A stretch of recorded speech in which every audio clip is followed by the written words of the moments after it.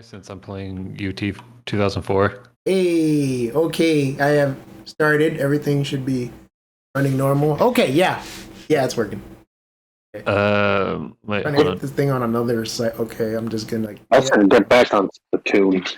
Splatoon. Oh shit! I forgot to ask. Oh god. Okay, guys, how was your opinions on the Nintendo Direct? Because in my opinion, I thought that shit was amazing. I loved it a lot. I too am excited for Farm Sim. All the various Farm Sims that are coming Look, out. I'm just saying, I still can't believe Two-Face Chan is real. Two-Face Wait. Chan? What's that? That's what the people have been calling the new Fire Emblem protagonist. Oh my goodness! Because they look like the colors of Colgate. What is with his hair? Like, okay. According to the leaks that happened like 2 months prior, is that their hair is going to be that the reason their hair is like that is related to like their like heritage, which they have said in the trailer is like they're from a divine dragon family. It's Fates all over again. Oh boy, here we go. I mean, look, as long as it's not garbage. Look, I know the Fire Emblem's masterpieces, but like at this point, anything is going to be better than Fates. But the only thing I want to know is if they're going to transform into a dragon, because Of course. Why else would you not make them part of Dragon Bloodline? I want to get to the part where it turns into a Warriors game. well, I mean, it's being made by Koei Tecmo, but The best usual Wait, Fire it Emblem. is? Yeah, the thing is that it's still being worked on by, according to the leak, like Koei Tecmo is still making the game. However, they got dust on the project, so the animation doesn't look like it's like struggling to look. Well, I mean, Gust Like is what? the people that make Atelier, right? The ones with the super, I guess, impressionable protagonists that a lot of people tend to love. Yeah, the point is that they make the animation and like it looks just as good as some of the like old like some of the old, like from Path of Radiance to like the Fates cutscenes. So I'm like happy about that because like I just did not like how like Shadow of Valentia tried to like look like an anime, like with its like fake fake choppy frames that like you see in anime, like you see in actual hand-drawn animes.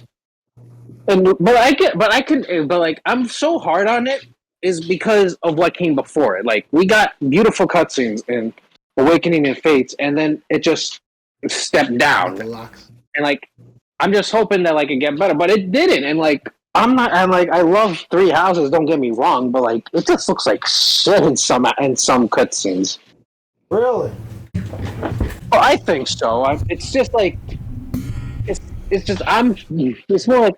We'll say like, that I don't think the ball cuts. I would say that what is it?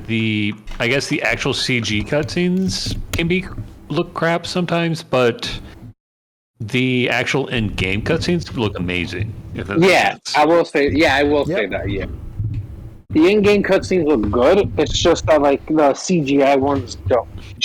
Like, I will say the like Azure Moon, like cuts the Azure Moon Holy Tomb scene and like Chapter 12, like are probably my favorites. All things considering. Whoa! I didn't get that far in like chapter 12. I'm still at the Holy Mausoleum. Yeah, and you've been there for almost a fucking year, my dude. Hey, I'll get to it eventually, I promise. Which is why I'm not spoiling the big reveal. Especially if he's doing Azure Moon. I thought he was doing I'm at what is it? Golden Deer? Golden Deer, yeah.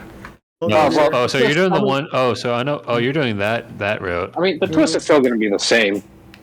Well, kinda. At least not with Dimitri. Yeah. That one was like mwah. Oh yeah, dude, who doesn't love an edgelord? Like when an edgelord is done right, they're fucking done right. But most people don't know how to write one. Yeah, like in that regard, they have like in terms of Fire Emblem and like edgelords, I think Dimitri has to be one of my favorites. True. Well, I would like to say true, but due to the fact that I haven't really progressed that far into the story, I'm just gonna assume. Yeah, I mean, that's something. I mean, here's what I will tell you about it, Gene, is that like when you see his post time skip, you will automatically smell how he looks. Yeah, because like I mean, oh well, of course, to all the people that are watching this, spoilers for Fire Emblem Three Houses. Be the minor or major, nobody knows, but we're here. So I mean, if you guys want to discuss that stuff freely at this point, because like if you haven't already like played the game, it's like 20, how can we discuss 22. it freely? I was gonna say, how can we discuss it freely if you haven't played it though? Well, I mean, I did tell Diego that I'm more of a journey person rather than a destination type of guy. So like, I feel like the game at this point. Okay, but you say this, but like when I showed you the legendary versions of the Three Houses Lords, that was your first time you ever saw their time skip design. Yes, that is absolutely true because I had a complete media. They were revealed in E3, and it was like one of the talked about things. How did you not know? Well, you got to remember, I had a media blackout when it came to that game, so my first experience with it was actually playing the game itself, like they intended to. Right, right, King. You mentioned before when it comes to like stuff like this is another topic we could talk about like in the future. Just to give you an idea how bad this media blackout is like a new. Like one of the Halloween Faye banners almost spoiled one of the biggest twists for him because he read it on a like Siliconera website article. Yep, that was discussing the game. Yeah, that would have been really bad for me. So if I'm like bending down, my thing is like acting up. It's like leaning slightly downwards, trying to fix it. But yeah, other than that, I mean, like I mentioned before at some point to you guys that like there was another popular game that recently got leaked, and I am pretty sure that was not the way that they intended for us to see that particular game at that point in time. I still can't believe the fucking FBI got involved. Yo, dude, they are gonna slap the soul out of that guy when they find him. I shit you not. This is IRL GTA already on 5-star wanted. Dude, this is going to be a storyline in GTA 6. How much, or the GTA 6 online? How much you want to bet? Oh, they should make this a mission. You gotta get back the source code. You gotta take down the hacker that stole the fucking Bitcoin and the fucking blockchain. The DLC source code hackers, and it's just like a thinly veiled like seething on Rockstar's behalf. Where one of the characters like, you wouldn't steal the source code of this important thing, would you? Are you sure that's a genuine yes and no question? No, it's not like in any GTA game. It's just like one of those Telltale Games things. And you know what? You know what's probably the best part too? They're probably going to be parodying Watch Dogs from it. Or actually, no, maybe the next... Or actually, you know what? The next Watch Dogs is actually probably going to parody this exact same scenario in its storyline. How much you want to bet? I'm hoping. Oh man, I love another part that like people were kind of just like doing a double take on when it came to this game was the fact that like a lot of people initially when they heard that like GTA 6 was gonna have a female protagonist, they were gonna be like, oh man, this chick is gonna be woke, she's probably gonna be like some big buff Samoan looking chick, and like, you know, nothing wrong with like people that are into that sort of thing. I mean, like, you like what you like, but at the same time they fucking turn around and you see like the fucking like, I guess, leaked for people that saw that. They see the leak data of this chick walking around, and she got like a big ass dumpy, and all of a sudden, like, these people are suddenly doing a 180. Like, you know what? Yeah, this game isn't that bad. I don't know why that misplaced anger for the female character design. What? He just disappeared. I would like to say, have you never been to Miami? So women dress like that. So this is not a surprise.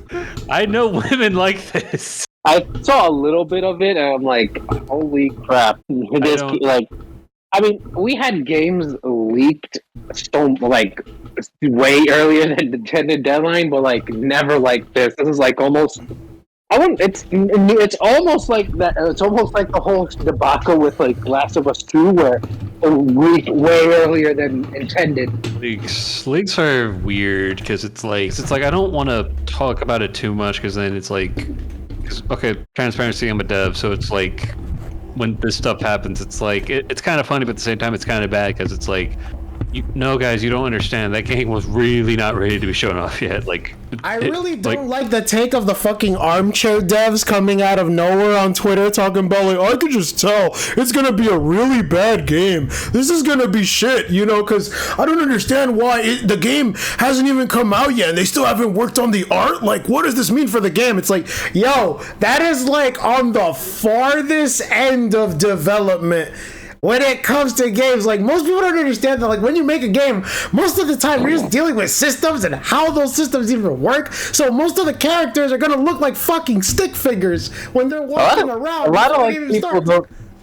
Not only that, but it's just like, I don't think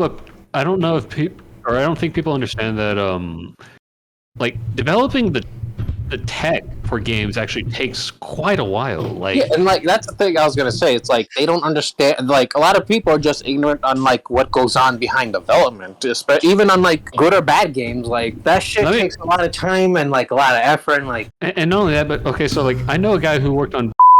And he flat out told me, like, he was one of the designers, and he flat out told me, it's like, if you're going to be on a project of like a AAA project, expect it to be done in 7 years. Like it's not going to be done like 3 to 4 years like it was back in the day. Like, people want the fidelity of it and trying to get it to run on systems and trying to market it and finance it. Things have gotten expensive. Good games take time, yeah.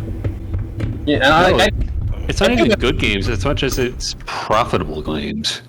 Oh, true. Of course, I can't say the dirty P word without pissing people off because it's like we're just supposed to make games. Games industry isn't stable, man. That's all I gotta say. Gosh, bro. I mean, yeah, you told me before. I mean, there are people like in that particular industry that are just like going around buying all these different properties. I mean, Nintendo recently bought, I think, Blizzard, no? Or they're in the middle of trying to buy Blizzard, and that's going to give them like a range of properties?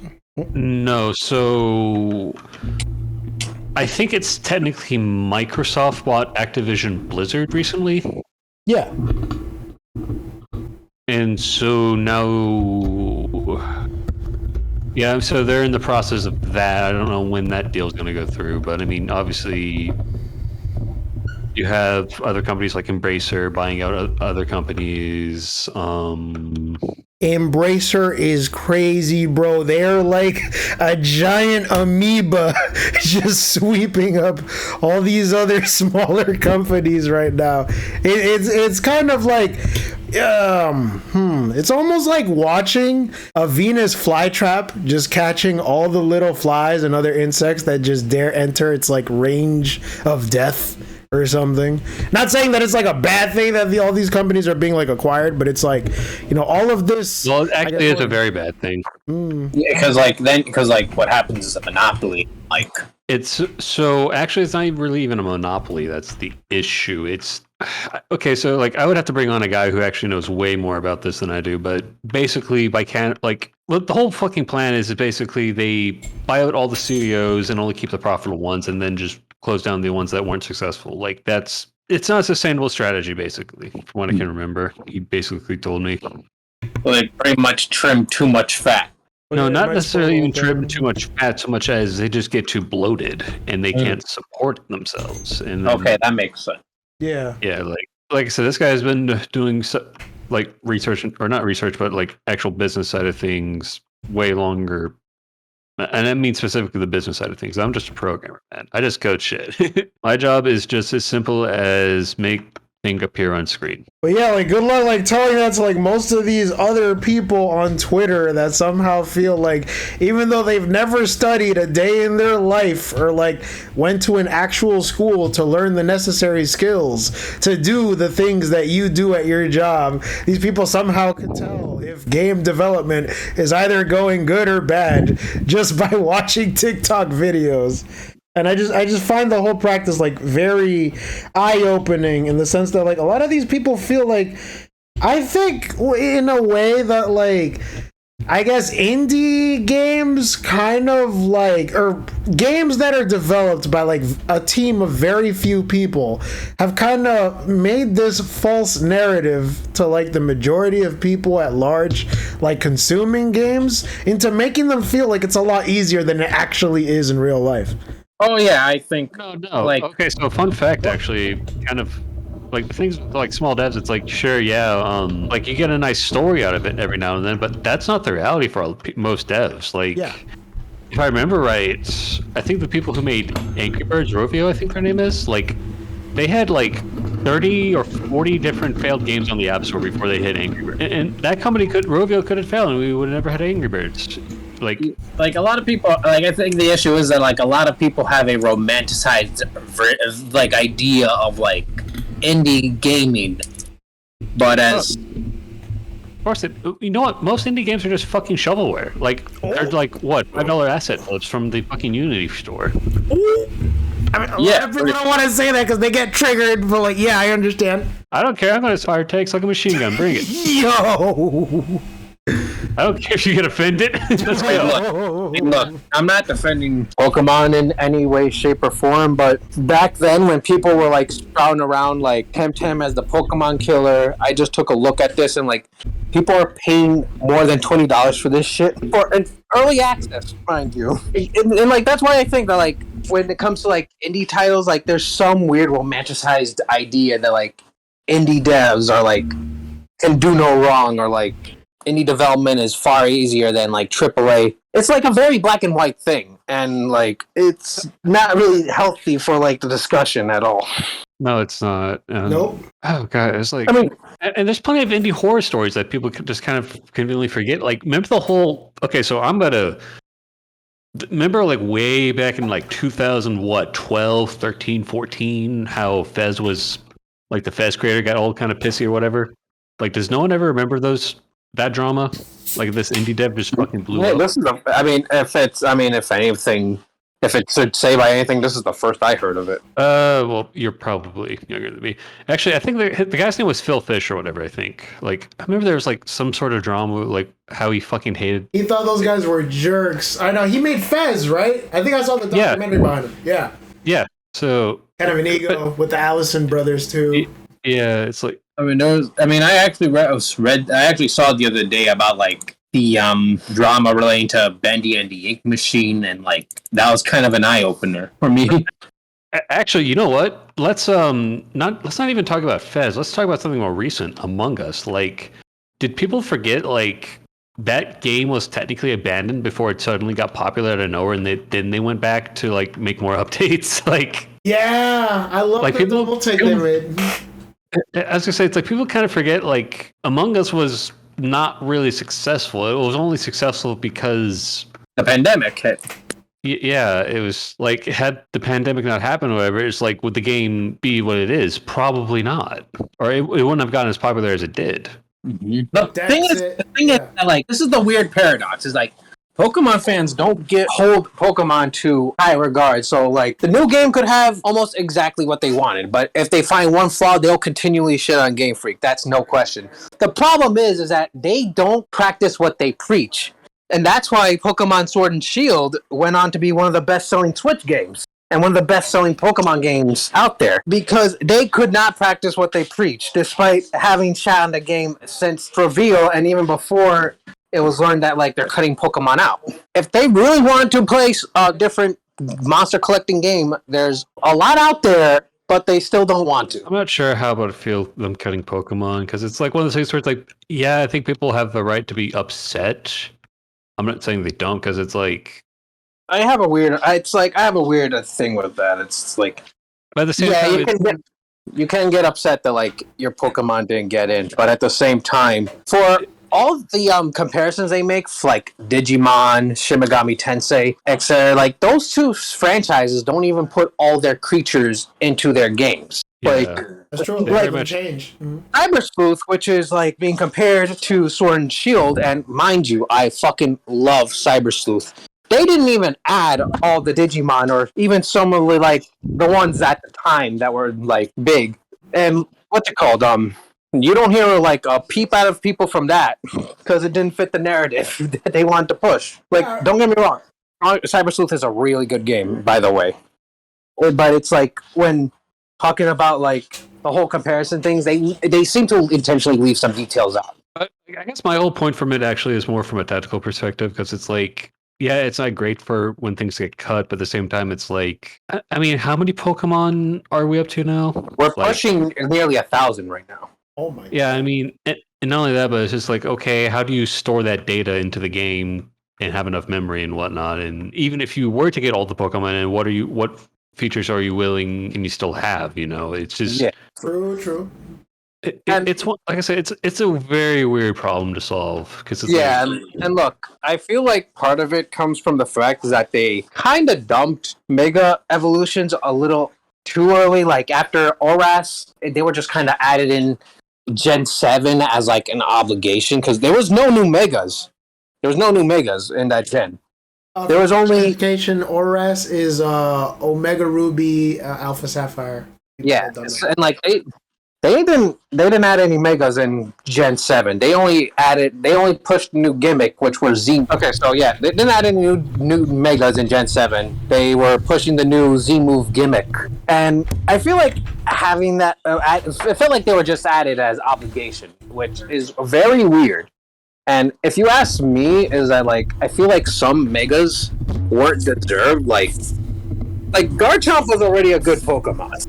I don't see why it needed a Mega compared to like Flygon, which has been like in need of a buff for a while. And in that case, Mega Garchomp is considered a side grade to regular Garchomp. So it's like, why was this necessary? And some Megas were just outright better than other Megas, like Mega Rayquaza, pre-nerf Kangaskhan, Mawile, Gengar. Basically, if you weren't those Megas, you weren't worth using at all in like the higher tiers. I don't know much about competitive Pokemon. Yeah, I mean, I recommend False Swipe Gaming if you want some like competitive Pokemon insight. But like, point is that if you weren't those Pokemon, you weren't worth using. And people saying that like Megas were a fair and balanced gimmick are lying out of their ass, or they can't think for themselves and they just heard it from some YouTuber who makes a living shit on Pokemon. But I feel like that like I wouldn't mind the gimmicks so much if they didn't drop Megas so early. The gimmicks give the region their own identity. Like Alola wouldn't be Alola without Z moves, and for all the shit that the Dynamax and Gigamax gimmicks gets and like Sword and Shield, that gives the region its own identity. And I think in my opinion that the new gimmick that they're going is going to be hilarious in so many ways. Like imagine like someone sends out like a Persian and you got your like Machamp ready to like beat ass, but then they change their type to Ghost. And then they clap you with like a coverage move. I think the correct term for that in fighting game terminology is counter picking. Yeah, but like the example is like imagine if you had if they had a character with a bad matchup. Oh yeah. But then they suddenly press a button and now that bad matchup like swings into the other player's favor. Oh yeah, that's some endgame BS right there. Like somebody hitting you with like a fucking level 3 super in a fucking Street Fighter game. They already showed in a trailer where a Tyranitar just changed into a Ghost type, and Gallade, which is a fighting type, couldn't do shit because its fighting type move couldn't do anything to a Ghost type. That is very unfortunate. And I know you guys don't know about competitive Pokemon that much, but like one of the new Pokemons has an ability called Slush Rush, which in Hail allows it to double, and you could just turn that into a water type, and you could just go nuts. I guess water types, when they get hit with hail, they move faster, right? Oh no, not that. It's because water types have some really good moves, and if this thing is bulky, then you could just have like a very fast, bulky water type, which is stupid. Mm-hmm. I mean, I'm kind of excited for the gimmick. I'm also excited for some possible leaks that I heard from over a Discord group, but I don't know how true they are, so I can't. I mean, everything's getting leaked this entire week, bro. I mean, at first, like, you know, we were hearing about, like, the stories behind, like, the sequel to Breath of the Wild, and people were talking about the unfortunateness behind, you know, that, you know, presentation and the game itself, its title being like a major spoiler for like the large majority of the year until we finally got this direct coming out. But at the same time, you know, we ended up hearing some unfortunate news about Britain's queen, her royal majesty, you know, passing away at her tender age of 96 or so. And, you know, the fact that the game was also titled Tears of the Kingdom, or Tears of the Kingdom, as I would imagine it, because, you know, tearing a whole time travel, messing around with time. I'd like to think that it's probably going in that direction, but who knows? People, I wonder how that fucking meeting must have gone. It's like, holy shit. Years. Did we really think we was gonna do this? But Gene, don't you know? But Gene, my only hope for Tears of the Kingdom is I just want better dungeon designs. Like the fucking Breath of the Wild dungeon sucks. Like I don't know how I feel about Breath of the Wild. Like a lot of people love it, but I just can't fucking stand it. I don't think it's a good Zelda game. I think it's a nice tech demo, but I just don't think it's a good Zelda game. There's nothing interesting about it. Well, Diego might get mad at me for saying this, but I would have to ask, have you tried playing it with mods? Why would I get mad? Oh, I don't know. I thought you told me that it's important to play the game a certain way, especially... I never said that, dude. Okay, just checking. No, because, you know, there's a very strong modding community at places...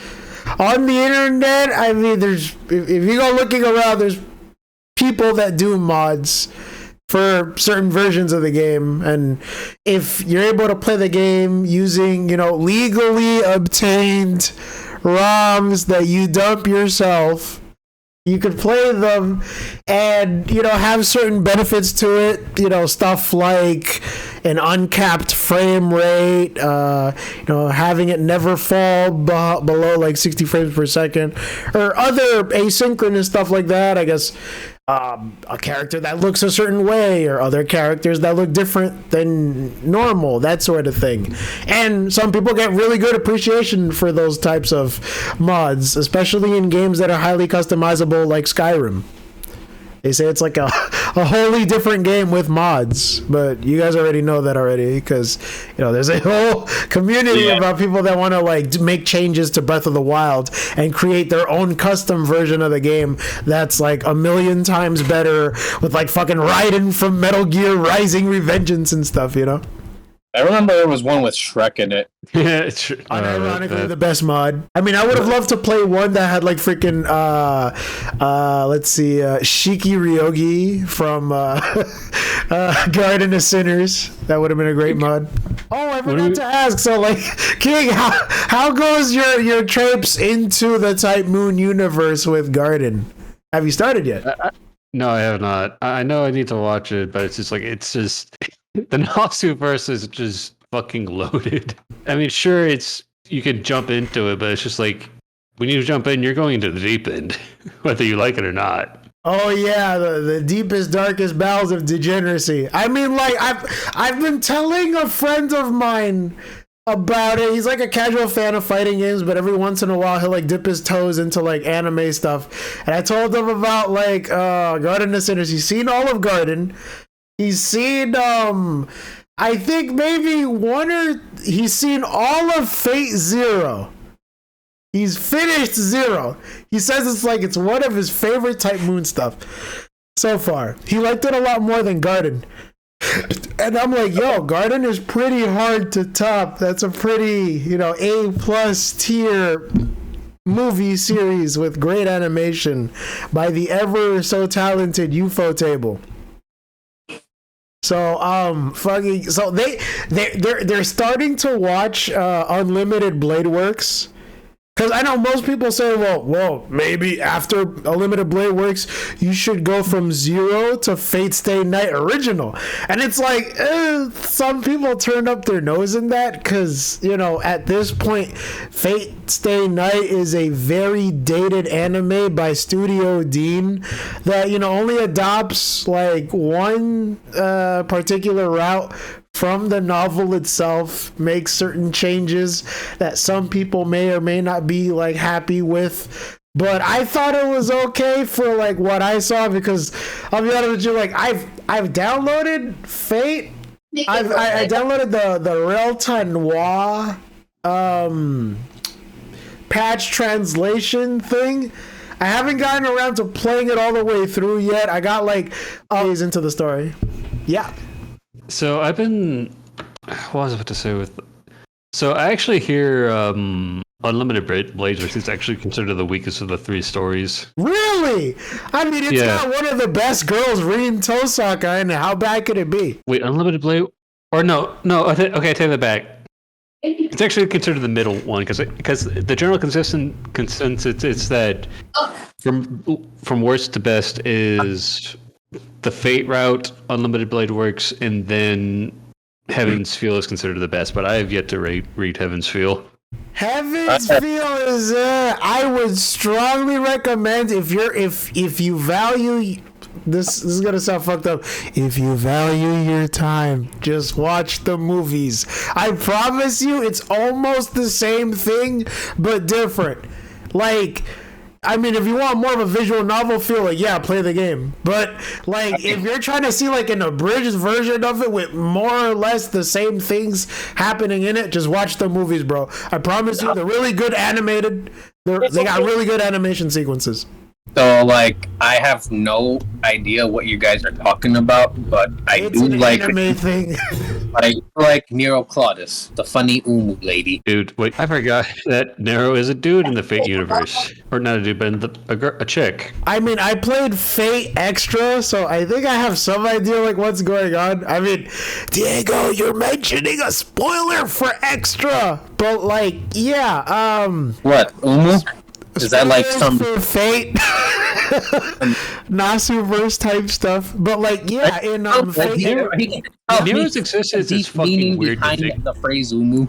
I have not heard the phrase Umu. I mean, the last time I played Fate Extra was when I was like in high school back in like 2011, 2010. Yeah, I was playing Fate Extra on like my fucking legally obtained copy on the PS. You dirty pirate! Quit lying.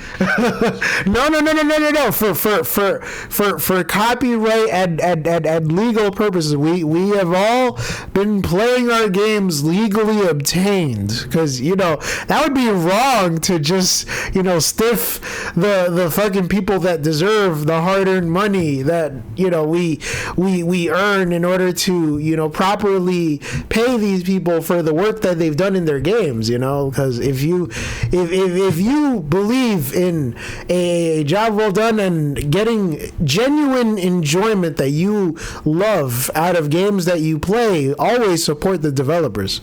Try to, and it's like, I'm not saying that I don't. It's just that when a game is so old and you can't get it's hard to get the copies. It's just, what else are you supposed to do? And it's like, I fucking played Mega Man X and Earthbound on the SNES emulator back in high school. For me, it's just not because I didn't, like, if I had the option to just get those games, I would gladly do it. It's just that it's hard to get any of those games nowadays, just the specific card, without having to pay like $100 or whatever. And even then, it's no longer going to the developer, it's just going to the seller, the guy who's directly selling it at that point. I mean, in that case, if it's not legally obtainable, I would blame the copyright holders in that case, because it's like, yo, dude, I feel like... It's not the copyright issue, it's so much as they have no forms of digital distribution, which is why we're seeing a lot of remasters. I think of like old PS2 games, because it's like, people want to play these games, but it's just like, it's hard to play on... Because does anyone have an original Xbox or PS2? Very few, and it's getting harder to find the copies of those games, which is why you have games like Republic Commando and Racer and a bunch of these other games just coming out on these modern day platforms, because where else are we supposed to get them? I mean, I have to. I guess I'll have to like walk back my comment earlier, because I mean, like, I know a lot of people now are like very content playing like the Mafia game remaster. I still have like my old copy of Mafia on the Xbox. I'm like looking at it in the games drawer that I have like on the other side of my room. But I understand that, you know, trying to like reach and like play a copy of that legally now is going to be a lot difficult nowadays, because of the fact that I guess either the studio that's in touch with it, Hangar 13, or the remains of what used to be Hangar 13s, is probably making it a little bit harder to gain access to the game. Not to mention the fact that like Microsoft is preferring that people would rather be acquainted with this new iteration of the game that kind of sweeps all the older issues that the game used to have under the rug. And it's like, okay, at that point, like, does it necessarily matter to preserve that version of the game if they want to show us a fancier, shinier version of the old one? I mean, I'm still of the belief that, like, hey, once you buy something physically, I feel like, in a sense, there should be some way to keep a version of this into the future for other generations to, like, study and, like, keep. In that case, yeah, for sure. Mm-hmm. And actually, that's what the guys at id used to do way back in the day. Whenever they released the new version of, I guess what their new game would be, in this case, Quake, the original Quake. What they actually did was, when they released the original Quake, they then released the original source code for Doom. And after Quake 2, they released the source code for Quake, since that's considered like the old, outdated version and whatnot. And you could literally go to GitHub and see like all the Doom and Quake code. Like, it's there. They're not hiding it. Oh, I wanted to ask you a follow-up question about that. Okay, so regarding the stuff that happened with that Rockstar game that's still under development, most people, when they hear stories about like the source code being obtained by that presumed hacker that wants to sell it to other people, a lot of backseat Twitter people, I guess, like, sort of just balked their eyes and just like thought to themselves, like, what the fuck does that mean? Well, in your opinion, how bad is it that they have access to something like a source code for a game like that? It can be pretty detrimental. They could find exploits that they could potentially obviously exploit, especially for online.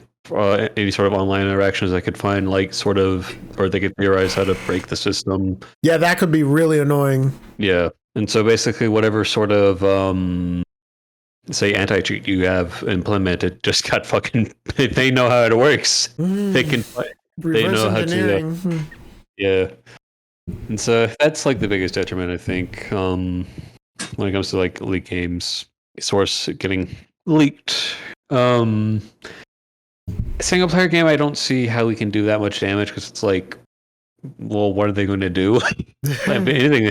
It's like, it's a single player game. Like, what the fuck? Like, oh, you want to add mods? Like, sure, go ahead. But like, I'll take that back, because then proprietary tech is probably going to get revealed. Because then you're like, oh, so this is how they solve this problem. This is how they can get performance. And yeah, so I take that back. So yeah, I guess technically, it's a bad thing regardless, even if it's a single player game if the source code gets leaked. Yeah, like, I'm thinking, like, in my head, like, I'm pretty sure there's like a couple companies that are like watching in the shadows that are like, okay, so this is how they got so and so thing done. Oh, we could probably work on it here and there to add a couple tweaks so that this happens in some other thing that we're making. And it's like, people, I guess, they don't necessarily like cheat or like steal bits and pieces of the source code, but it's like they learn how it fundamentally works to them. Yeah, they have a fundamental understanding of how it works, and then they can use it for their own needs. Yeah, I gotta look for my missing piece for this thing, because I've been holding it and my arm's getting sore. Hold on, where did I put my soy? Okay, so in your opinion, when it comes to the way that the characters for GTA 6, I guess, appear in a sense, I mean, I know most of them are like placeholder assets, but in your opinion, how do you feel about the one of the characters, I believe their name is Lucia? Yeah. So on the scale from like, I guess, I have regular not to Pixar mom, like, do you feel the character is, I guess someone that would look like they would be in a leading role for a type of game like this? Or do you feel like they might undergo certain tweaks here and there in order to try to better fit what they had in mind for a Grand Theft Auto title? I don't know. I've never. I don't know what she looks like. I have not looked at Me any neither. of the images. I just know about I just know about the video. The only thing I know is that it's taking place in Florida. So instead of Florida man, we're going to get Florida woman. Florida man, woman. I get real Bonnie and Clyde vibes from this. Who knows? I mean, if it's a story revolving around a duo, like, that'll be pretty refreshing for a Grand Theft Auto game. I mean, the last time something like this happened was I guess I'd say No Way Out, but it's not necessarily a Grand Theft Auto game. It was just like a game from Ubisoft that just had certain people. Wait, hold on. Actually, hold on. There's this meme. Actually, You know, that's my. Wait, what? Oh my. Ooh. Actually, John, you may get this one. Hold on. You know, if they bring back online, my friend, have you seen the GTA 6 video? Oh damn! Oh Hold on a second. damn! I gotta exit out because I have it on full screen because like it's trying to get all of us in the shot. Okay, hold on. I'm just gonna. Is this? Damn! They're really old. Damn. Let's see, there's Umu. There's Dabbing Nero. See the decent. I would ask for the context, but then Look again, at his people have, plastics. like, yeah, but like I'm not trying to get demonetized. I understand that there is a reflection, but I think I would need to see some video evidence to verify my claims. No, I mean, like I mentioned before, like freaking people were comparing the way that the character looks to something of like a Pixar mom proportion. And I'm thinking, like, I think that image is giving Helen a run for her money. oh my goodness. I mean, Okay. this would be a great segue to like talk about The Incredibles. I remember telling Tyranno a while ago that I was one of those weird people that missed out on The Incredibles when it came out. I never seen the movie. Like, people would talk about it at length, and I would just look at them blankly like, I have no idea what the fuck you guys are talking about. Never seen the movie a day in my life.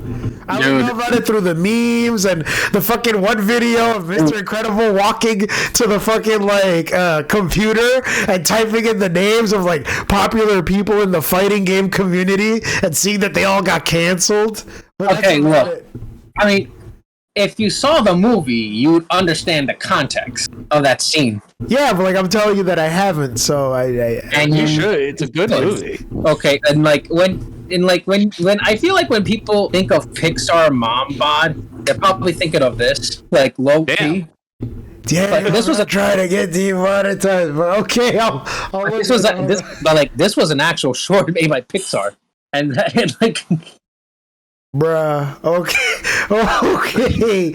I had to scroll up real quick, but yeah, like, goddamn, does she do keto? Is she on that keto diet? I mean, if I could describe the short, it would probably be this. The Raiders barely disguised fetish. Bro, because like if I could just like put an input on that, like, yeah, it does sound like somebody's barely disguised fetish, and it's like, holy, like, I mean, yeah, I'm a believer in Sir Mix-a-Lot's religion too, but like, I wouldn't be so obvious as to talk about it. Hold on, it's like I'm trying to see what happened with King. It just seems like he just dropped from the call. I mean, he's okay, yeah. Just nice talking with y'all. Going to quietly exit it. All right.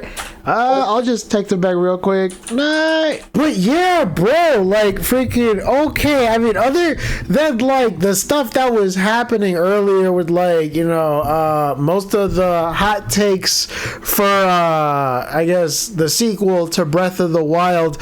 How do you feel about Splatoon 3? I mean, the game came out, we mentioned before, it is like the highest selling Nintendo game that has ever sold in the Switch's library. I'm still playing the story mode. Yeah, how is it? I mean, I'm excited. I'm cautiously excited to like hear about your story playing Splatoon 3. I mean, so far the story's all right. It's like it's just that I don't remember the plot to the first or second one because I hated the motion control, but I think the controls were really that bad. Like, no, it's just that like I suck at like using the gyro control. Like, I just didn't like that Splatoon 1, and like I think there was a way to turn it off in Splatoon 2, but by then I just kind of just got frustrated with how my Wii U was just like breaking down. Oh, was it doing that thing where like you would turn it on and it would sound like a jet engine?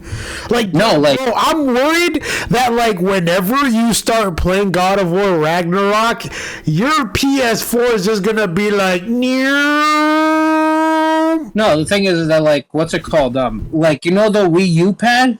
Yeah. For some reason, like even when I was holding it directly and inches in front of the Switch, if I didn't held it at a super specific way, it would just not connect. Wait, but you said Wii U pad in front of a Nintendo Switch. Would it even register at that point?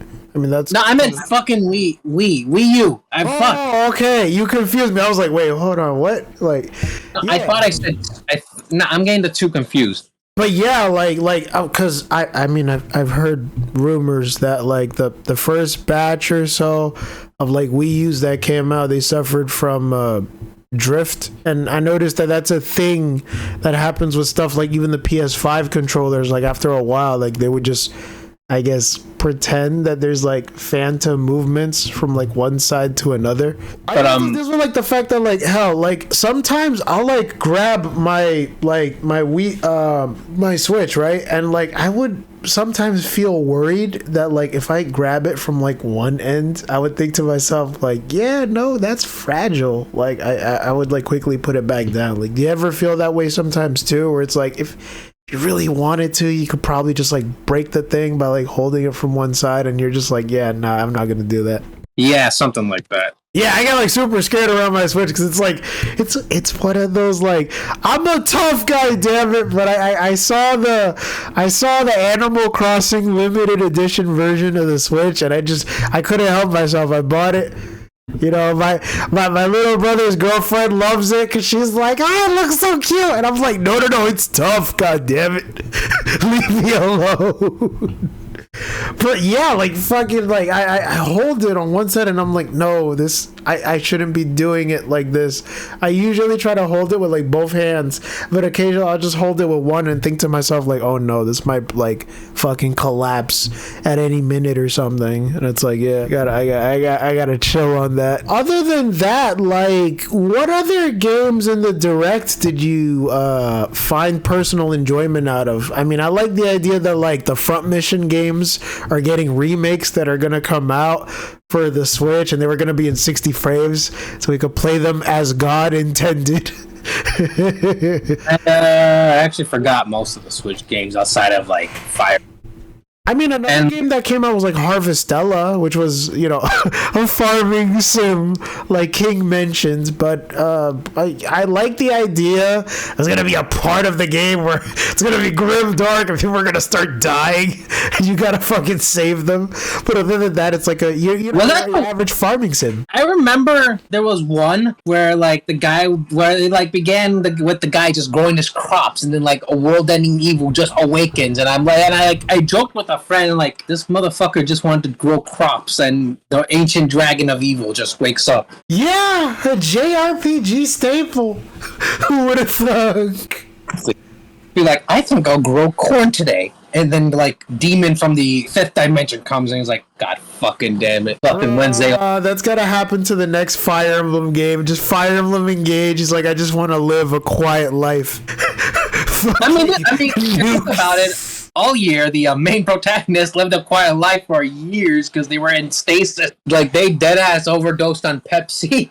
And they woke up. I spoke to a friend of mine about like the design of like the main character for Engage, and it's like, yo, dude, I think that design is gonna be hell for a bunch of cosplayers to try to like naturally dye their hair like that. Like, do you see people getting like a bunch of wigs from like AliExpress or something for the character? I mean, look, you've seen cosplays of some of the most wild ass character designs.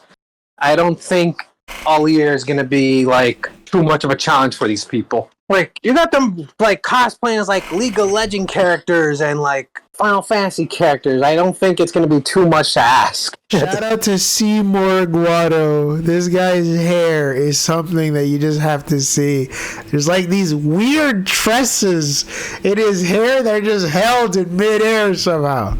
I don't know what kind of hair gel he uses, but that shit has got like maximum strength hold. He's just something else with his hair. You gotta check it out. I'll probably put something on the screen like right there to show you. But like, yeah.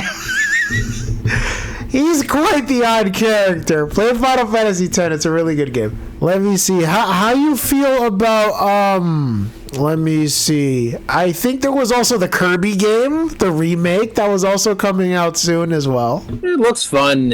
I'm not too into Kirby though. I'm just worried like somebody trying to play that on a small TV screen. It's like, nah, dude, that thing was made for like 4 players in mind. You're gonna want a big TV for that. You know, yeah, the vibes are there, but it's like, yo, bro, that's gonna be hectic as hell. 4 people on a TV screen, like you don't know where to keep track of your character. Like, oh my goodness.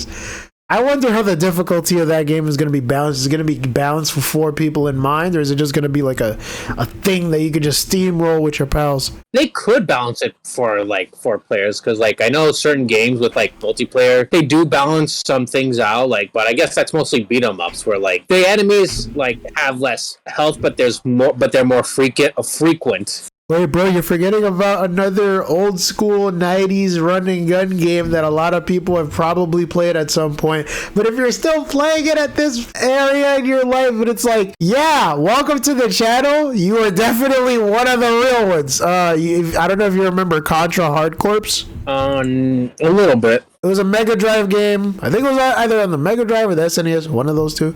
Had a very bopping soundtrack. It was a Konami shooter. You could play with a friend. It was a very difficult game, but yeah, the difficulty was balanced if you were like playing for like 1 or 2 people, because like if you're playing with a friend, it would take twice as long to defeat the enemy, because it would assume that both of you were shooting at the enemy instead of one person. That sort of thing. But it had the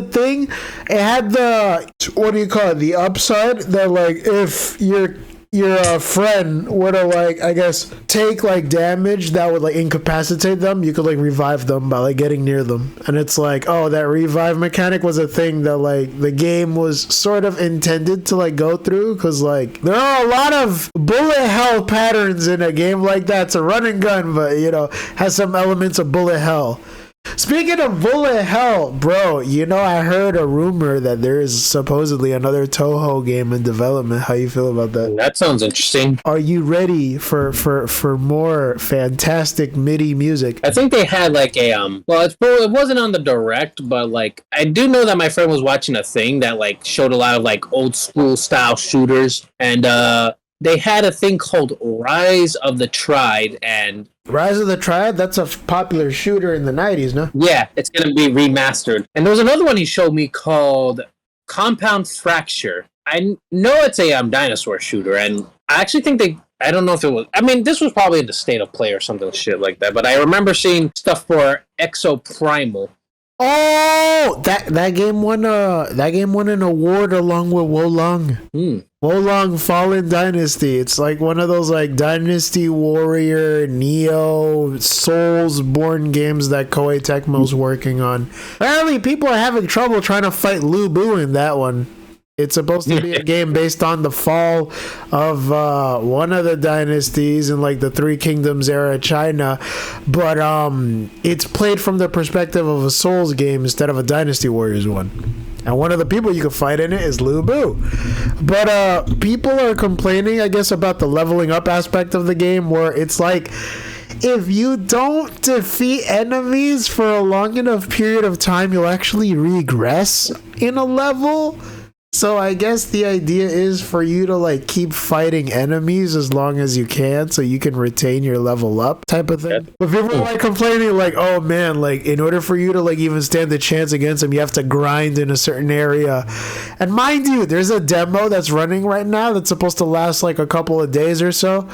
But, you know, some people are not really into, like, say, grinding an area for a demo so they can retain their stats for the real game whenever it comes out. So people are rage quitting on that. It happens. I mean, like if you like a demo that much, would you see yourself, like, grinding in a video game for it? Like, say, Xenoblade Chronicles 3 or something? See, the weird thing is like I've seen people already like leveled up so far, and I'm like looking back at some of my progress in like Xenoblade 2, and I'm like thinking, what the fuck did I do wrong? And like I don't know, it's like, am I just bad at Xenoblade? And like it kind of discourages me a bit. Nah, like what I don't like about Xenoblade, okay, it's not gonna be a rant. It's more like a small gripe that I have with the series. I don't like the way that, like, say with certain MMORPGs, it sort of feels like it doesn't respect your time. Like, okay, I think in Xeno 2, there's an issue where in order for you to get access to certain blades, you have to get lucky with some of the gotchas in that game. Well, they did away with that in 3. Yeah, but like in 2, that was a big problem because some of the secret characters are like hidden behind that. And it's like, I remember watching one of my friends go through a stream where he tried getting this one character. I think it was like a bunny girl of some sort. Started with a D. Delia? I think so. Delia, Diana, one of those characters. Yeah, it was the bunny that like Twitter was seeding over because of a back shot that like was manipulated to look bad. Manipulated? Wait, like how so? Okay, so there, I think the context was like there was a wall where the character was like, you know those collision walls, right? Yeah. Okay, so like the screenshot was taken near one of those, and it made the character's like rear go more up than it's supposed to. I don't know if it was intentional or not, but like after people found out that was a collision, like we never heard about it again. Let me just check. Yeah, I just remember people were, like it was like camera shenanigans of some sort. You could just say that camera shenanigans. Because in my head, I'm thinking to myself, like, dude, why are you guys like? I would question why people would post stuff like this on the internet, but then I realized that it's like the internet, so it's like, I mean, you like what you like, and I guess those people were like into that sort of thing, so they just posted that, and it's like, okay, I guess. Okay, yeah, It's weird because it's like you tell these people like, yo man, stop being perverts, bro. You gotta treat these people with respect. They suddenly get mad. It's like, okay, whatever happened to decency, but all right, bro. Well, the thing that made it look worse, but it turned out to be a glitch. So you're saying the glitch like exacerbated the situation? Hold on, I guess. Yeah. Yeah, and like there was like when the game came out, more or less, and more people played. They saw that her posture was actually more normal than the original thing it showed. I mean, I personally had an issue with the fact that like I think I don't know if it was that one or Xenoblade Chronicles X, you had to play through a certain section of the game before you had access to something that would help you make traversal easier. It was probably Xenoblade X, but I haven't really played Xenoblade X, and I'm not sure if anyone else did. Yeah, my boy played Xenoblade X because he liked the idea of creating your own custom character, but even then, like, I guess there was a little fiasco with Nintendo kind of like removing the sliders for certain characters like in the game. Like specifically, like they mentioned that like the female character proportions could only be like tailored a certain way because they didn't like the idea of, I guess, some people running around with character proportions that were a little bit unorthodox compared to like who they intended. Was this in the English version? Yeah, it was an English localization change. Yeah, they thought to themselves like, yeah, it's not a good idea for certain characters that look admittedly young to be walking around wearing bikinis and other types of revealing clothing like that. It's really hard to say because like I get it, but like I don't like features being taken out. I say that in the sense I already like, have.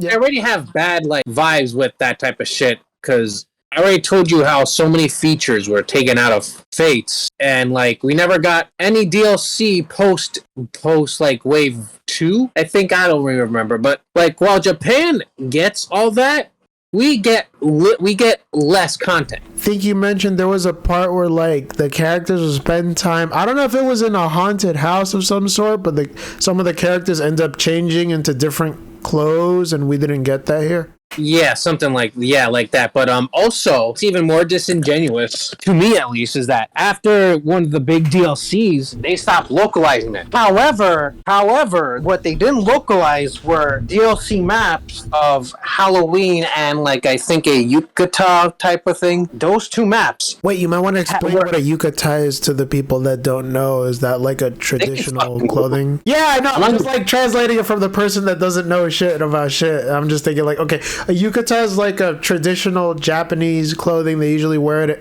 around like New Year's or so to welcome in the new year with good luck. Yeah, okay, so the point is, those two maps like allowed you to keep farming seals that allowed you the Vanguard class and the Lodestar Great Lord class. Those two classes were exclusive to only two maps before this DLC. But they weren't grindable. But these two maps could. However, they were never localized. So in the English version, you can only get one of the Lodestar class seal and the Vanguard seal, where in Japan, they just continue to get content. And that's the shit that bothers me. Like, because of these changes, we're getting less content. Yeah, you're getting stiffed. I would understand why you would get upset in that instance. Yeah, and like, especially with the clothing, like, that's still content that's being removed. You either, like, you suck it up or you just don't translate it. It's simple as that. Like, I know we're past the era of games being exclusive to Japan, but like, I just want all the content in my translated game. Otherwise, I just go and like buy the original Japanese port. Yeah, because I understand that there's like a big import scene that's happening right now, and like there are some companies that are going through the efforts of like trying to backport the games and reintroduce them to like American audiences right now. I don't know if you remember, but like Arc System Works said that they were committed to providing an accurate translation of the older River City games on the SNES collection that they had before. I think River City Girls 0 is going to feature like several translated versions of like some of the SNES Kunio games that are going to come out over here for the first time. Yeah, they have like a direct translation and like a localized translation, right? Yeah. So there's a translate. I don't know if this was made in a sense to like mention or talk to or like have a sly wink and a nod to the people that want like supremely like direct, absolutely textbook definition literal translations of the game, in a sense that it's like mentioning the characters without any of the changes made through the River City Girls localization that came out a while ago that like tries to reintroduce the characters in a reboot type of sense. But there's two translations. So that there's one translation that's made without the changes that were made through River City Girls, and there's another one that's made with the changes in River City Girls in mind. So that's what the two localizations are there for. Some people think like, oh man, that's an epic own, because some people are gonna play the direct literal translation and they're gonna have conversations like, oh, Rikia-san, how are you feeling? Oh, I mean, feel look. good. Wow, that's good. Like, Nobody fucking talks like that. But it's like, you know, for those people that are into that sort of thing, that want an actual translation of like what's happening, that's okay. Look, what they're saying in Japanese. That's how they talk. That's how it's like how they talk in like Japan. Like at that point, they're just ignorant gaijins. Yeah, I think if I can just, I mean, I don't know how I feel, but I do think it's a nice compromise. Like, look, they did this thing in Bayonetta with like you can play with nudity and without nudity. I think that's a nice compromise. That's a streamer option. Yeah. The safe for work mode. I do think that's a nice compromise compared to just outright removing the nudity, because like that's been in the series since day one. If you censor that, that's not only going to take the identity away from Bayonetta, but it's also going to piss off people because of that. Just having the option, which is optional, of course, and you can still play it with and without. I feel like companies should do that more than outright just. True, it's like offering more options. I mean, if I could try to speak for the companies in that instance, because a lot of them, when they hear about that sort of thing, they would think to themselves like, okay, how much do you feel like this is worth in order to even bother trying to do such a thing? Because in their head, they're thinking like, all right, how many copies would we sell if we were to bother going through the effort to localize it in such a way that so-and-so thing could happen? They see it from a money perspective. And that's the reason why a lot of these games either get translated, get people that get hired so that they could re-voice the characters in a different language so that we could hear it in a different language and stuff like that. And it's like a cost thing. I mean, I get what you're talking about, but I'm also saying that from this perspective, and like without having to like censor the sexual content, they could just add a like mode that like puts them fully clothed. Like again, it's more from like the game we're discussing, which is a game that's been known for its like nudity, for its like they use that as like known for its like sexual themes. Yeah, mm-hmm. Yeah, and like if they didn't have the option and they just removed the sexual option, it would rob an identity from Bayonetta. Yeah, not to mention like all the allusions to like, you know, drag femme show culture and stuff like that. Because you know, there's a lot of people that like play the game that like see certain elements about her as like winks and nods to like drag culture and how she's very show-offy. She's very extravagant. Yeah. Dude, if I can just say, Jean in the first game looked like a fucking drag queen. Damn, bro. You didn't think she was cute? Like, a lot of people liked her design. Not to say that's a bad thing, but it's like, hey, you like what you like. It's not that it's bad. It's just I liked her like design in Bayonetta 2 much better. You just preferred her design in the second game. Okay.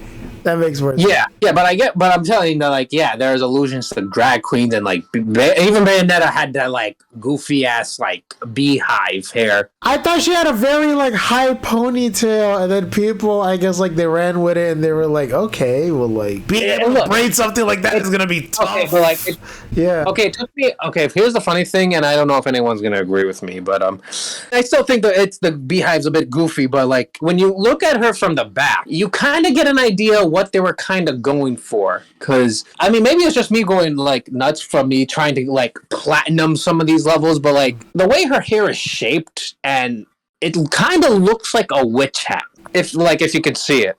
I mean, if they're trying to go for a certain design, like, I think the big idea was supposed to, like, pop out and say, like, hey, look at me, I'm a show-off. And that's definitely the vibe that they got, especially when I saw it. Like, for most people, from what I can tell, like, a lot of people are just, like, distracted by her legs when they were, like, attacking and kicking and punching enemies.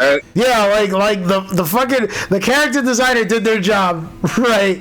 Oh, by the way. They worked on them, yeah. While I do like her Bayonetta 3 design, nothing is going to top her Bayonetta 2 design. That, for me, is like the Bayonetta. You like girls with short hair? Not only that, but like more pleasing to the eyes to me, if I can say.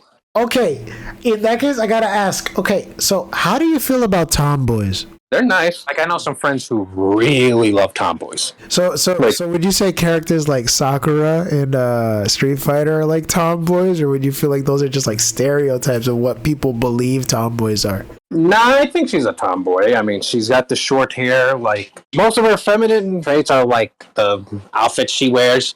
Other than that, she's like doesn't show that much feminine qualities from what I remember, at least. Okay, so She's like, definitely if you could like take her on like 3 places for a date, where would you take her? the streets, the fights, and the fort. Oh my god, I would have to ask why the streets. Like, are you talking about like New York? You want her to you want to show her around like Grand Central Station? You want her to, experience the uniquely New York situation of like getting lost in the subway system? Because I mean, that's to like quickly learn about how to get around in New York, because it's like one of those places. Yeah, the real New York experience is paying for overpriced rent. Nah, yo, oh my god, I saw a video earlier, right?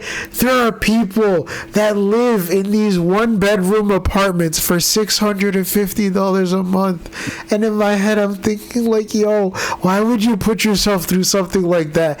It's like a tiny ass room, bro. It's like somebody gets stuck in a closet and there's only like 2 or 3 floors where you can like maybe get on a bed that's not much bigger than like, as big as you are tall, and like fucking you can go to the roof. Oh god, bro. Their mistake was being born in New York. That just seems like torture to me. Like, holy shit, bro. Yeah, that's why you don't live in like blue state cities, especially like the big ones like New York. Like that's why most of the people who can't pay either move out to like lesser tax places or like red states. Because they can't pay the rent. How you feel about Cleveland? Because, places like that, I don't know if you remember that one meme that came out back in the day, but you could literally buy a house for the price of a VCR. It's probably not like that anymore, but like, back in the day, it was like pretty cheap to live in a place like that. It's perpetually cloudy. It would rain like almost every other day or so. But hey, you only saw the sun like maybe 3 times a year. What is up with all these prices getting like higher nowadays for a CRT TV? Like I remember people used to pay like maybe $200 for a CRT TV. Now people are paying like $400, and they're paying for like a fucking 25-inch like Panasonic TV. Like what the fuck? Well, I think those are the ones that like are compatible with like VCR players. Yeah. I mean, but I think you're better if you want to be cheap. You could just look at one of those garage sales or Salvation Army type of shit or something like that. Thrift store stuff. Yeah, thrift stores. Yeah, I could pay $300 for a TV that plays VHSs, but I'd rather just go to a thrift store because, like, look, I got this like actual VHS of Jurassic Park. Yeah. For only $10 at the MonsterCon, but so it's either I gotta cough off the money for $400, whatever, or I could just test my luck and see if a thrift store has it. Yeah, I mean the cool thing about thrift stores is that usually they sell them at a specifically low price, so people would buy them. I just hope I can find one because like I really want to see this VHS in action. It's like holding onto it right now feels like a relic from the past. Like, oh yeah, definitely. I mean, like with all the history and stuff like that done, you like, probably like imagine that it's been passed down from generations at this point. To think that when we were like 5 or 6, this was still like, it was still relevant. I mean, you tell most people about dinosaurs now, people are gonna think like, yo, dinosaurs are fucking awesome. What are you talking about? But I know, like, I will never like not imagine Jeff Goldblum as like a fixture of the Jurassic Park movie series. It'd be almost like impossible to tell a story without him at some point. Speaking of Jeff Goldblum and Jurassic Park, how did you feel about the last movie? You mean the one that came out recently? Dominion, I think it was. Yeah. Yeah. I don't think it was as bad as some people say it was. I enjoyed it. People were talking bad about it? I don't remember that. But, like, what happened? Well, I have spoilers for Jurassic Park Dominion in case you want to talk about it. I mean, I think most of the discourse came from, like, whether the film was good or not. Since this was the last one of its series. I mean, I agree with some of the criticisms, but I honestly enjoyed the film. And I'm just trying to figure out when to get the extended cut. In my head, I keep thinking, when are evil stop fucking around with dinosaurs that they know nothing about? It's not just about dinosaurs. It's about genetic power and like what people can do with it. That's been the main themes of Jurassic Park for a while. It's just people never looked that deep into it. They just think, oh, this is why we shouldn't bring back dinosaurs. It's like why we shouldn't be messing with genetic engineering too. If they could bring back dinosaurs, what's stopping them from like doing some other shady shit? Yeah. Like the book touches upon it a little bit more than the first 3 movies did. Yeah, because like the thing is like when people hear about stuff like the Lost World, they start getting a little nervous because it's like, yo, you're telling people to sit down and read a book, and from what I can tell, a lot of people are afraid of reading books. We'll say in this case, the movie and book are really different. I mean, it has the same concepts where these people are going to an island full of dinosaurs that was like the Site B for InGen, where they were breeding the dinosaurs and then importing them to the main island of Nublar. Other than that, the film and the book play out way different. Like the Carnotaurus actually appeared in the Lost World in the book, where the Carnotaurus debuted in Fallen Kingdom. And to be aware, Fallen Kingdom is the it's the fifth you movie. call it like an OVA of sorts. It was like maybe an hour long or so, or that was a different short movie. That was Battle at Big Rock. Battle at Big. Okay, just checking. That took place after Fallen Kingdom, but before Dominion. Ah, okay. But I remember, like, I think that day we were like eating Chinese food with like William. Then we all decided to see that movie. I was like, wait, hold on. This one sticks out because it's not as long as the others. What sorcery is this? Yeah, okay.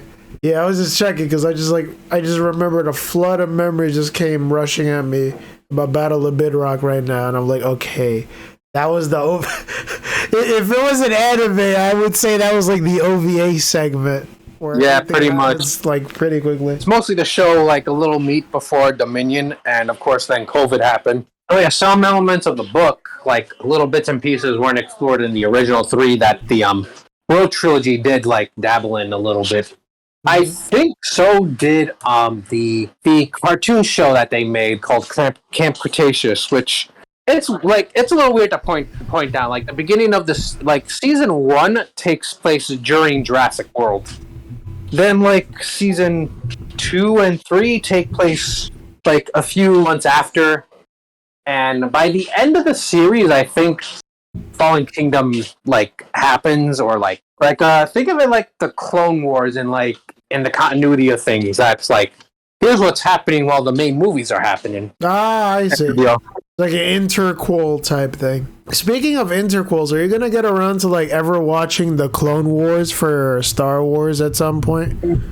Probably not. I'm not that big into Star Wars, to be honest. Yeah, I mean, like it's one of the better shows that Genndy Tartakovsky made, and he was the guy that did Primals, I think. Oh, then I might watch it then. I mean, again, I'm not too big into Star Wars, so it's probably going to be like a while before I watch it. But let me tell you, dude, if you want to watch a cartoon, I would definitely recommend Primal. Mm-hmm. I can safely recommend that with no hesitations.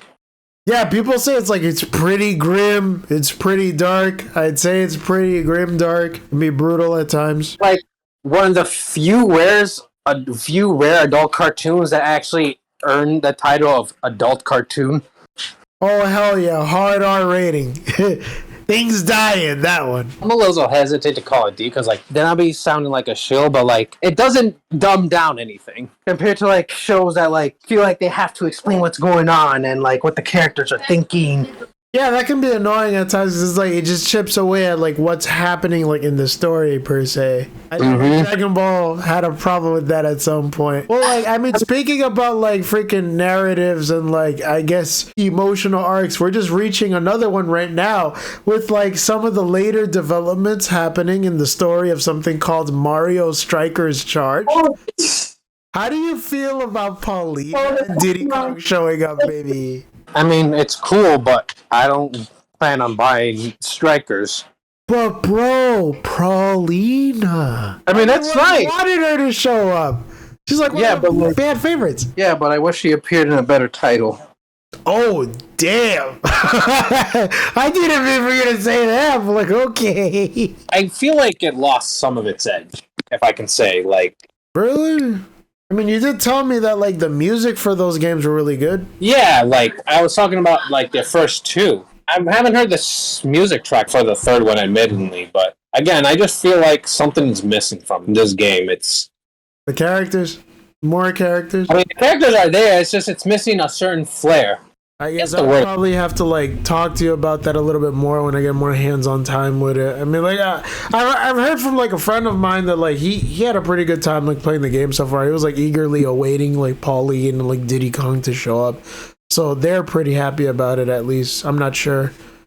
I mean, I'm very like indifferent when it comes to like the Nintendo characters like showing up in that one. I'd have to play more of that game to like get a better grasp on it. It's Mario Strikers. What do you expect? More soccer? I mean, it would be nice if we got to play as Cristiano Ronaldo at some point, but like, we can't all get who we want in that instance.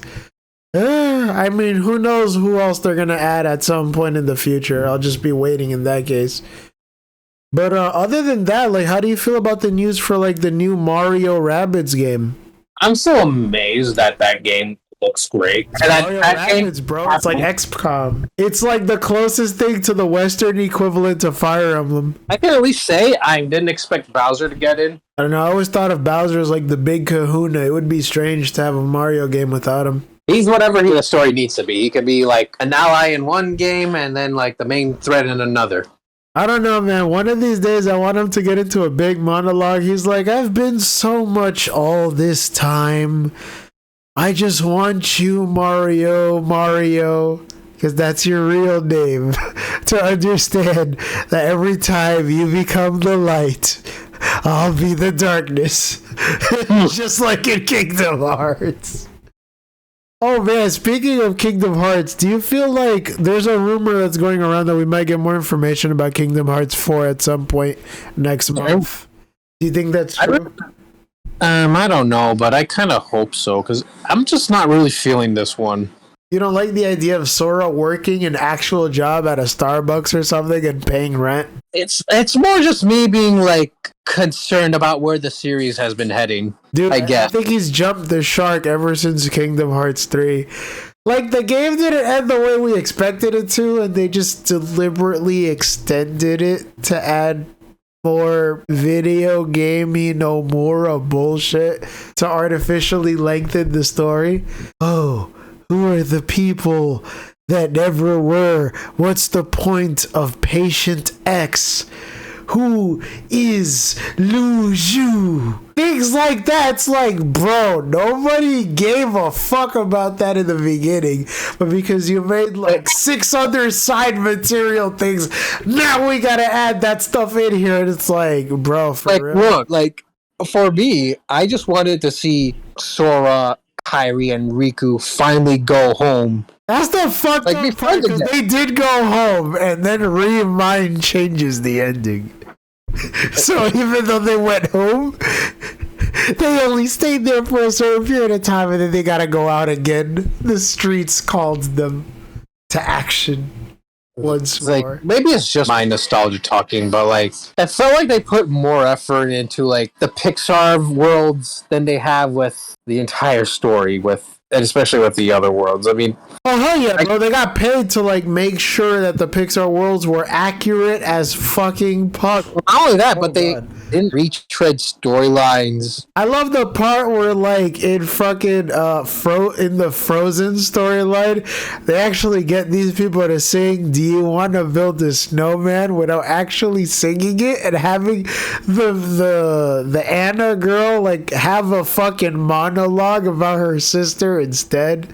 And then when they go to a scene where Han is supposed to have a prominent speaking role, they just decide to have him keel over unceremoniously killed and have them go up against a fucking boss instead.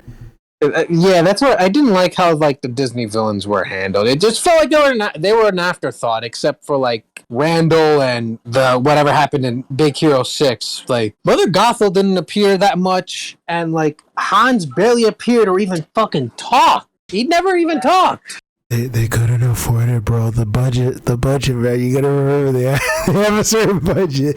They couldn't do everything they wanted to, because if they went over budget, the game wouldn't be finished. Like, they couldn't have anything. They're probably gonna fix it for like the next version of the game whenever it comes out. What next version? Kingdom Hearts 3 complete whenever it comes out for the cloud on the fucking the next Switch version of the game when they fix the cloud. Yeah, like, dude, I've been really thinking about it since that day you tried to get me to play the whole stage again, and it's just like, I've been really thinking about it, and I didn't think I really like Kingdom Hearts. What? I mean, like, the cloud isn't bad. I mean, in the future, when people already perfect streaming. Cloud. It's just how the story was handled and the gameplay it didn't have that same feeling when I was playing Kingdom Hearts. Like, yeah. Like, yeah, I could go back and, like, I know how the bosses worked, but, like, I felt like I earned that, like, knowledge. It's like, I didn't have that same feeling with Kingdom Hearts 3 in retrospect, because, like, it feels like they didn't make the bosses battle sponges. Yeah, but in Kingdom Hearts 2, like, fucking every boss had a special gimmick to them. In Kingdom Hearts 3, like, yeah, the bosses have gimmicks, but at the same time, people just abused the attraction rides to whittle down their health. So it's like, there's really no point to fighting them. And that's what bothers me, too. It's like, what was the point of attractions? There was no lore behind it compared to, like, the drive forms. No, bro, they were there to, like, advertise the rides in Disneyland because they want people going on those rides specifically. So, like, the idea was that, like, if people saw them going on the ride, they see people like Sora, Donald, and Goofy having fun on Splash Mountain, they'd be like, yo, I should probably go to Splash Mountain. That seems pretty interesting. I want to it fucking does so bomb much Splash. fucking damage. Why not? Kingdom Hearts 3, I want to bomb Splash. Oh my goodness. Not because of its racial no damage. undertones, no, because it fucking wasn't an advertisement for a game. Now, bro, you know what I thought was, like, blatantly, like, signaling people to, like, hey, buy this fucking game. Okay, did you ever get to the point where you got, like, enough gummy ship parts to get to, like, a certain area? No, I just, like, turned my brain off during the gummy ship sections, like. Oh, fuck, that was pretty good, too. It's made by the same people that made Einhander. Like, they weren't, like, for me, the gummy ship sections weren't as engaging as they were as Kingdom Hearts 2. As you can tell, I honestly think that Kingdom Hearts 2 is where it peaked.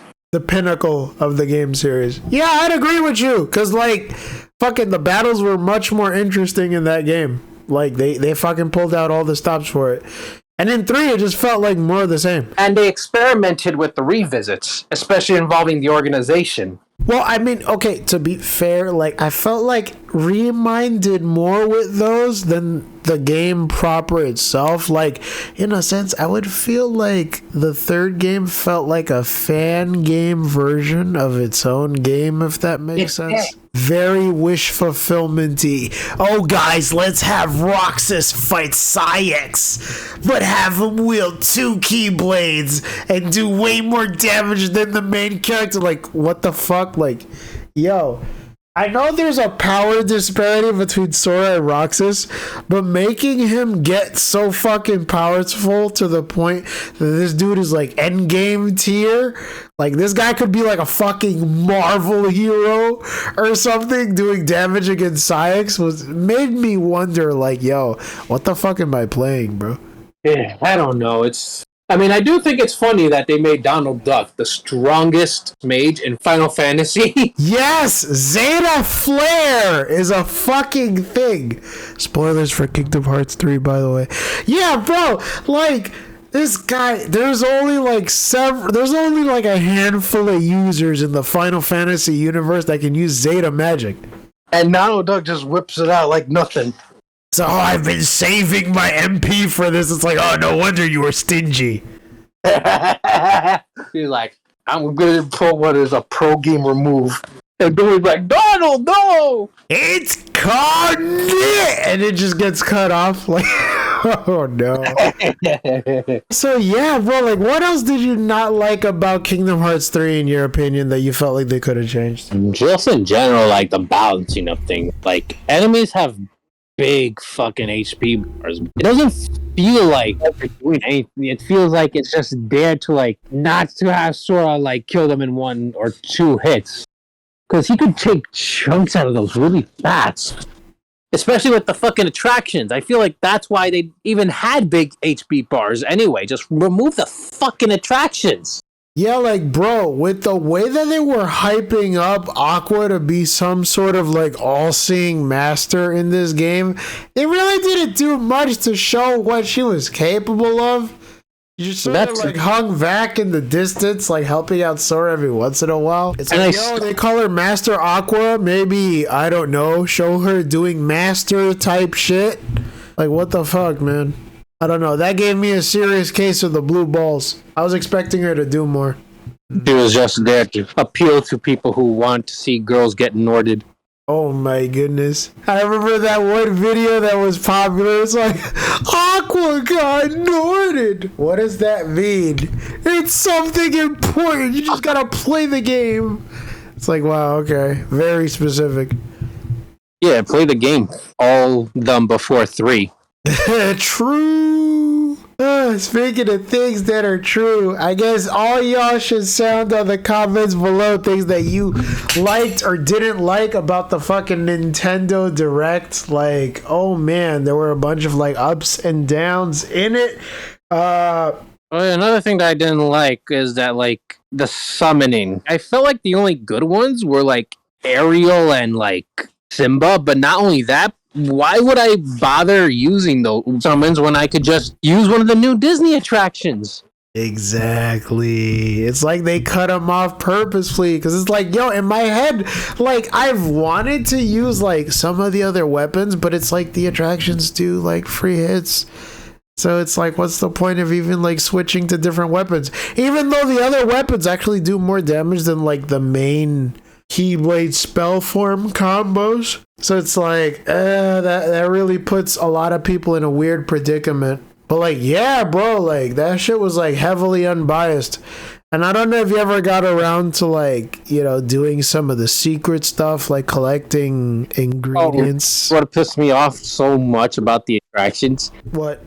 Just when I thought like the whole like 1,000 Heartless battle was going to be top, they like you couldn't pass that mission with 10,000 Heartless unless you did one of the attraction. Yeah. And it just chucked me out of it. Like I just stared while they tried to still hype this up as like a big grand epic battle. I'm just like, this is it?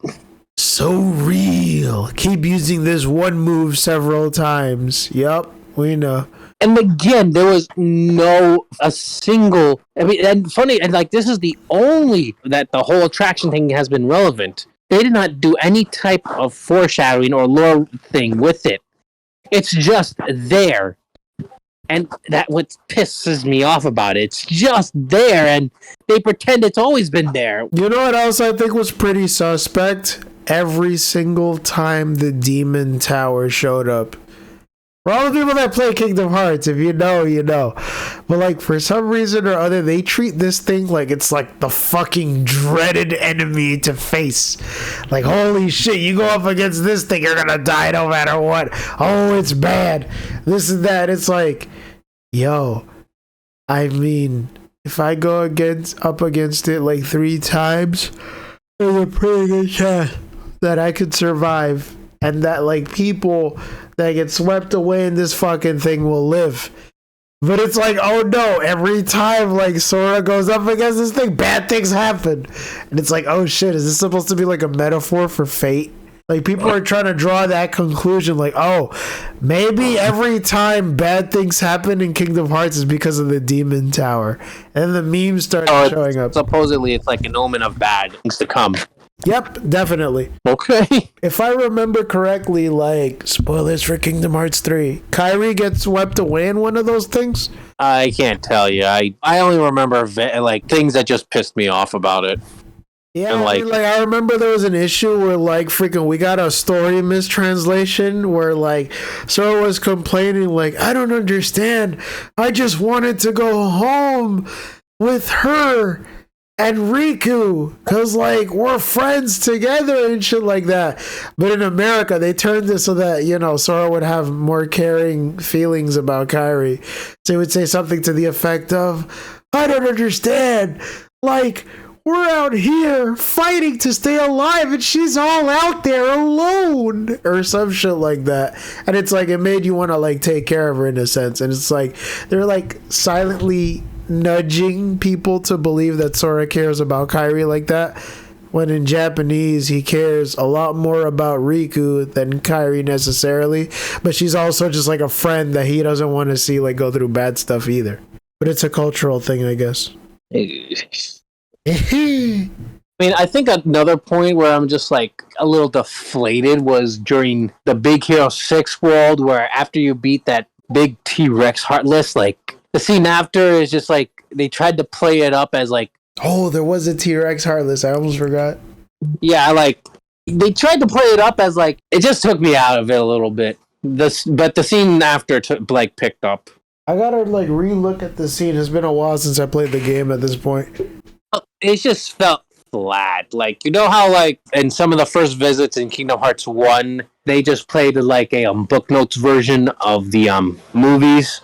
Yeah. It was something like that, except felt like a footnote version of what's supposed to be a more like action-packed scene, if that makes sense. Yeah, I guess it's like But it ends a lot faster than you expected. Yeah, like you felt like there was supposed to be more there, but because Nomura just wanted to get this shit done, because you could feel that he probably didn't care about this game because he wanted to work on Final Fantasy 13X that got canceled. Wait, Versus 13? Well, I thought both of them were made at around the same time, though. All I know is that like 13X got canceled and something in Nomura changed.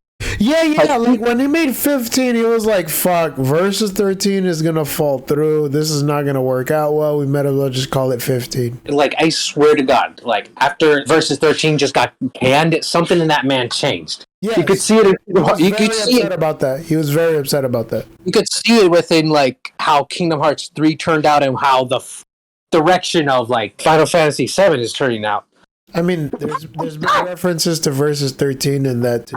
I feel like he's genuinely mad that he didn't make the game he wants, and he's taking it out on projects that he's working on. I have a theory that 16 might turn out like that. There's going to be more ideas that he wanted to put in fucking Versus 13 in there. The thing is, like, he would have put them, I feel like he would have put them in Stranger of Paradise, but that one's, like, more developed from the fucking Team Ninja people that made Neo instead. So they were like, fuck it, we might as well not mess around with their project. But they still got Nomura to write a couple things here and there in the story. But then again, it's like a main story that's already been made in a sense. So it's like they can meddle into the affairs of the game, but not too much. So they wouldn't necessarily put those ideas in the story. So that's why they waited until 16 to put all that stuff in there. It's a very linear story from what I heard. When the game comes out, oh man, I wonder how many people are going to just drive onto that. Hear the story of this mad lad Clyde, the man literally too angry to die. I forgot to ask, like, would you ever see yourself getting around to playing games like Live Alive? What's Live Alive about again? It's a story about these seven different characters that go through different time periods in life in order to collect pieces of I don't know if it's a medallion or something that could allow them to change fate. Because I guess something's going to happen where the world ends, but they can stop that by collecting these 7 pieces of a medallion that could allow them to challenge the thing that they call fate itself in order to stop it. Well, I'm like putting in like minor spoilers here and there, but it's like the idea is that they're supposed to stop something really bad from happening that takes their lives. So when they do that, they get access to something that can prevent something even worse from happening in their lives in the future. And they have to band together like 7 people in order to stop that, because they're from different time periods. It sounds interesting, but if it sounds familiar, it's because like the same concept is applied in something called Octopath Traveler. But in that one, it's like 8 people trying to stop something really bad from happening in their futures. It's like 8 people trying to collect 8 pieces of a medallion of some sort in order to fight someone that has the power to change their lives for the worse. Telling you, man, it's like these games, they're running in a circle. Speaking of circles, there's another game out there that a lot of people would be interested in trying. Do you ever see yourself playing something called Chrono Trigger? I heard of Chrono Trigger. It is like the game when people mention stuff about time travel. I think the character and enemy designs are made by the same dude that does Dragon Ball. Oh, yeah? Okay, now I know which game you're talking about. Yeah, the one with the really good soundtrack that people use for YouTube videos. Yeah, I know that they... only thing I remember is the cave woman that some friends I know like. Ayla? Oh, yeah, well, she's a popular character, dude. Like, yeah, no shit. people like Tom girls. Speaking of Tom girls, who do you think was the best Tom girl shown in the Nintendo Direct so far? Shiver. I mean, do you remember that, like, during the screen to, like, try to change, I guess, the character's form, they say, oh, choose a form that you're comfortable with rather than choose a gender, because they understand that now even saying stuff like that is considered triggering to people. But they confirmed that Shiver isn't non-binary, so I don't think they give a shit that much. Well, yeah, they gotta draw the line at certain things, because it's like, yo, this character is a certain gender. Y'all don't play that with that character. But they can still, like, flexibly, like, say stuff about, like, the main character for Splatoon 3. Because it's like, oh, well, they could be that's supposed to be you. Yeah. So, like, there are some people that are, like, actually upset because they say that, like, oh, choose a form that you're comfortable with rather than choose a gender. And it's like, in your opinion, do you feel like there should really be a difference or not really? It's like, if games want to say that, then whatever, as long as they have the option of not like NA or like other. I mean, there's about that other part. It's like, what do you mean by that? Yeah, it's like, just if like there's not an option that you go by, then just pick other. It like, just is. Like, you don't have to make the word, like, unperson the word. Make it taboo. I mean, then again, I'm kind of old-fashioned compared to, like, most people who seem to be growing up. I noticed. I would say it's both a boon for me and a flaw to some extent. I mean, more in the sense is, like, I have a hard time grasping these changes. Like weirdly, back in my day, there was just male and female. Now it's like, you're male, female, non-binary, etc. It's not as simple as it was back. Well, it's not that I have an issue with it. It's just, like, I don't think we need to, like, do away with the word gender. Yeah, because now all of a sudden, like, a lot of these game companies want to say it's a dirty word. But it shouldn't be. Yeah, but you gotta remember, like, you tell somebody, like, oh, what were the names your parents assigned you with? And to some people, they might feel angry about that.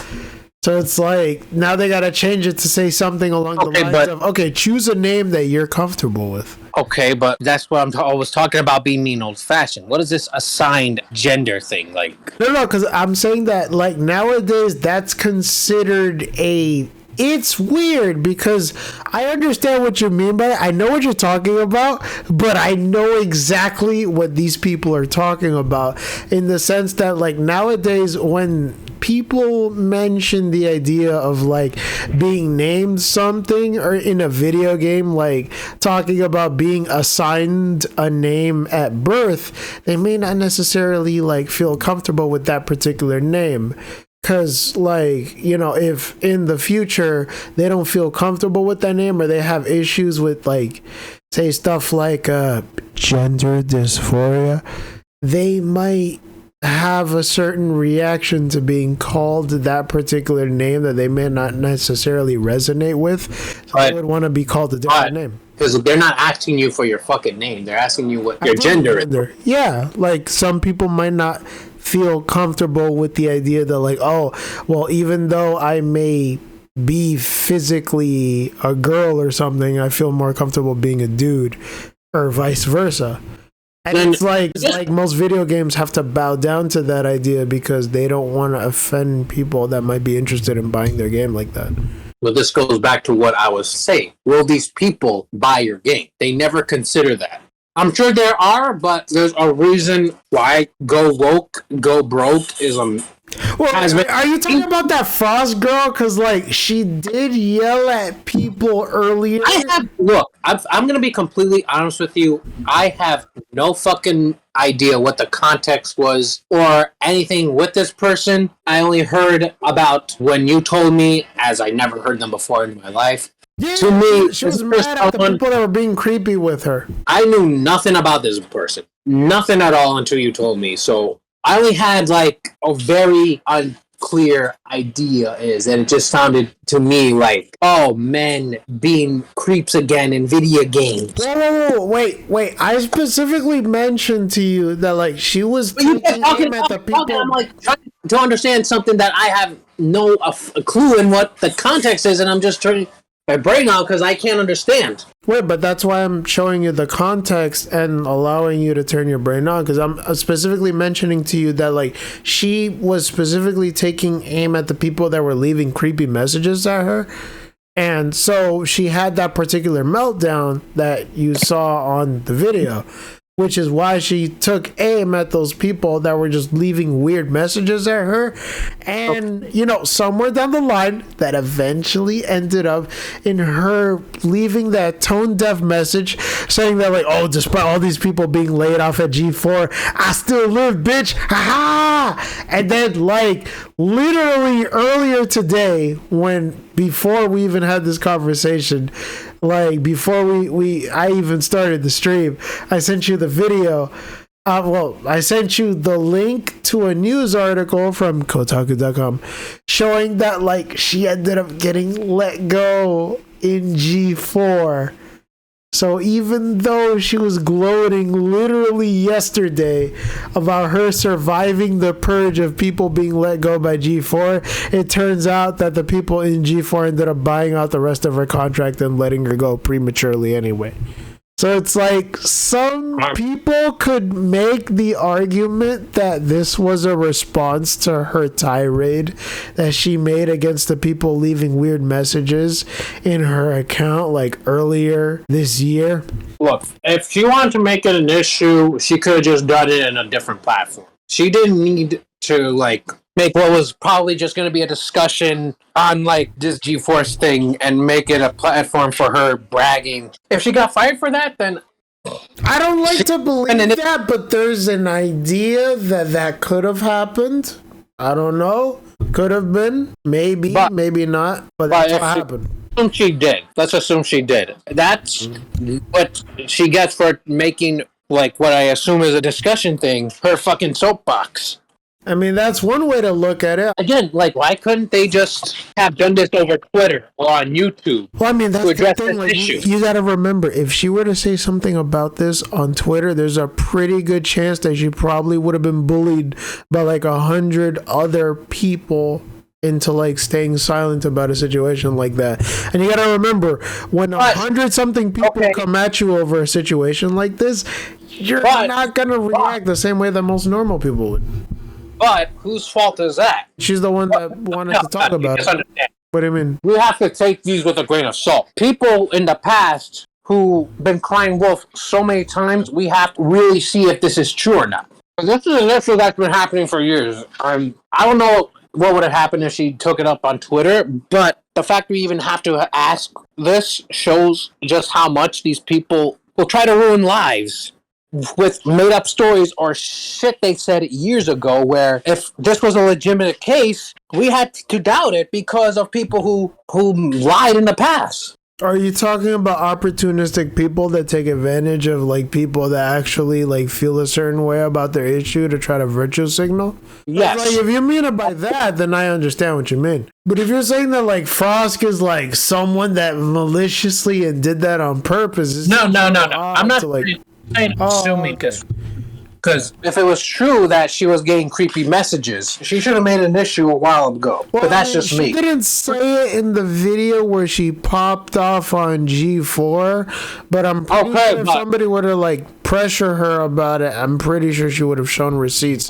Probably. I'm not saying that she would have. I'm not saying that she wouldn't have, but it's alleged. This is what I'm talking about. The fact that we have to doubt it. Because what if this is just some people that she didn't like and she was trying to ruin their lives? Like, we don't know because info hasn't gotten out yet, as I'm assuming. Yeah, but at the same time, I would probably shoot them some bill like, yo, if we're gonna argue something like that, like, doesn't that say that there's a bigger issue with like how we judge and view these types of situations in general?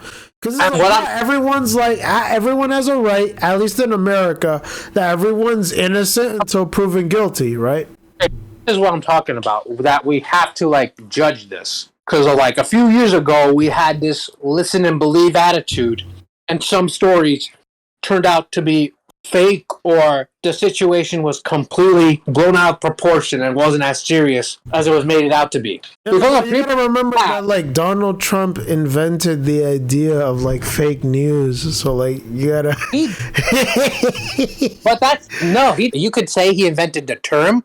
But fake news has been around for a while. But they just hated that. People that make fake news are obviously lying about stuff, so of course they're gonna be fake news, right?